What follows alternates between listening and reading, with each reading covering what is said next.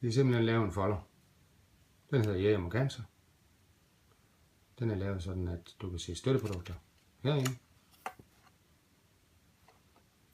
Og så kan du læse lidt om historien bag indsamlingen herinde. Og på bagsiden, der er en opfordring til at melde sig ind. Den hedder Jæger mod Cancer.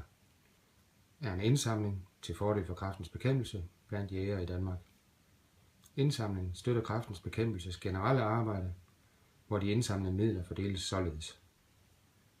Patientstøtte 23%, forskning 53%, administration kun 7%, oplysning 17%. Inde på siden med støtteprodukter, der er selvfølgelig nummeret, hvor man kan MobilePay og Swip. Og udover det, så opfordrer vi selvfølgelig til, at man køber nogle af støtteprodukterne. Der er for eksempel det fine støttekort, som fint kan bruges her i konfirmationstiden. Kan købes nede i Rema 1000 i Sindal, eller inde på Facebook-gruppen her. Andelen til Jæger mod Cancer udgør 13 kroner ud af de 20 kroner, det koster. Der er et klistermærke, som koster 20 kroner, hvor de 10 kroner går til Jæger mod Cancer. Så er der vores fine emblemer.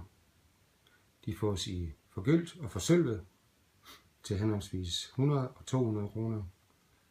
Den forgyldte, der er andelen til Jæger mod Cancer 186 kroner, og den forsølvede, der er det 86 kroner. Så har vi fået lavet nogle t-shirts, og de fås i størrelser helt ned fra 4 til 6 år og op til 3xL.